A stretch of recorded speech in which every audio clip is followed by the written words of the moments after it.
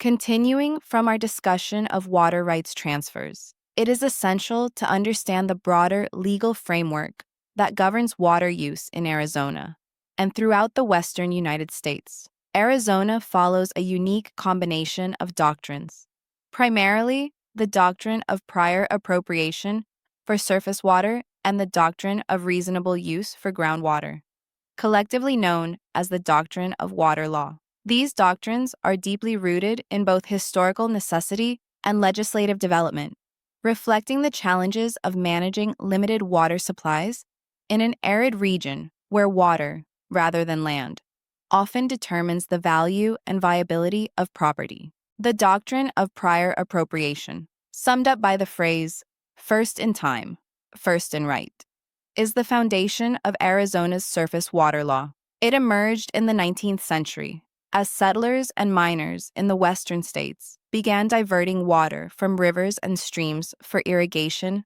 mining, and domestic use. Unlike the eastern riparian system, which ties water rights to land ownership adjacent to a watercourse, the prior appropriation system allows anyone, regardless of land ownership, to acquire a water right by putting water to beneficial use.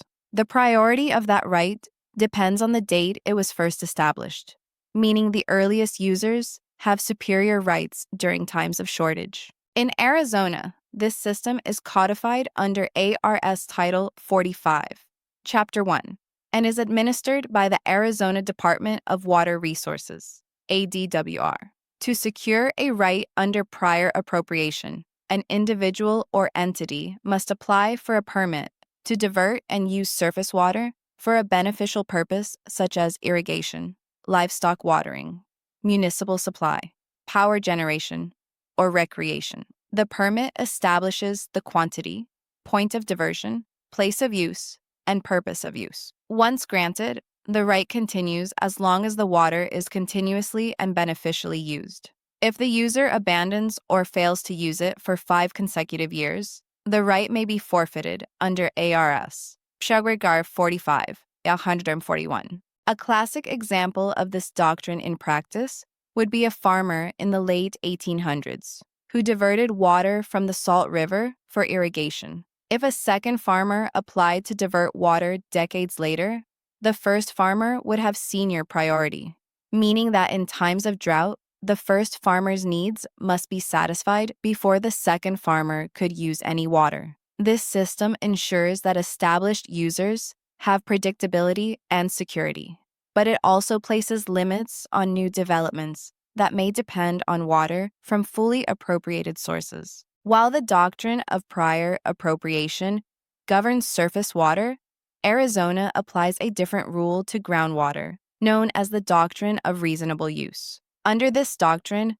landowners may pump groundwater beneath their land for reasonable and beneficial purposes, but they may not withdraw it in a way that unreasonably harms neighboring properties or depletes shared aquifers beyond sustainable limits. This principle was eventually codified and refined by the Groundwater Management Act of 1980, which created active management areas, AMAs, and irrigation non-expansion areas, INAs, to control excessive pumping and preserve groundwater resources. Over time, Arizona courts have clarified and reinforced the boundaries of these doctrines. In Farmers Investment Contre v. Betwe, 113 Arizona 520, 1976, the Arizona Supreme Court recognized the growing conflict between urban and agricultural water users, ruling that groundwater pumping must be balanced against regional conservation needs. This case helped pave the way for the Groundwater Management Act, which brought coherence to Arizona's dual water system by regulating groundwater while preserving the seniority-based structure of surface water rights. For real estate licensees, understanding these doctrines is critical when representing clients involved in transactions that depend on water access, such as agricultural sales, ranch properties, or land development near rivers or canals. Agents should verify whether surface water rights exist and whether they are senior or junior in priority. They should also confirm whether groundwater pumping is permitted, restricted, or prohibited under AMA regulations. In many cases, clients may need to consult with water law attorneys, hydrologists, or ADWR specialists to confirm the legal status of a property's water rights before purchase or development. Furthermore, licensees must disclose to potential buyers any material facts regarding water access or limitations. Under AAC R4-28 L1001H, a licensee must communicate known information that could affect the property's value or intended use. For instance, if a ranch property relies solely on junior surface water rights that may be cut off in a drought, this information must be disclosed to a prospective buyer, as it directly affects the property's productivity and worth.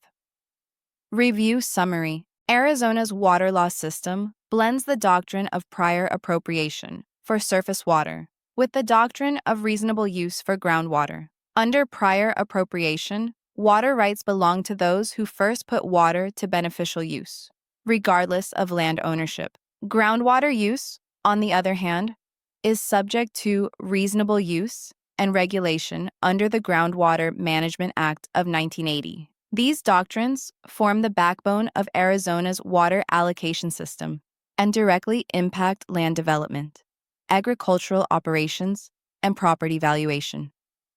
Discussion prompts. Why is the doctrine of prior appropriation essential in Arizona's arid environment? Answer. It ensures that limited surface water is allocated based on historical priority and beneficial use, providing predictability for long-term users during shortages. How does the doctrine of reasonable use differ from prior appropriation? Answer. The doctrine of reasonable use governs groundwater and allows landowners to use it for beneficial purposes, but within limits that prevent waste or regional harm. Why must licensees understand these doctrines when representing clients in agricultural or rural transactions? Answer.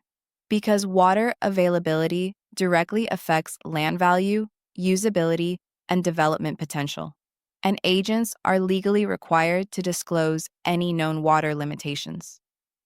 Closing remarks. Water law is the foundation upon which Arizona's real estate system stands. The doctrines of prior appropriation and reasonable use reflect the state's balance between honoring established rights and ensuring sustainable water management. For real estate professionals, understanding these doctrines is more than academic. It is an essential tool for protecting clients' interests and promoting responsible growth in one of the driest regions in the nation. Supporting sources and key case law.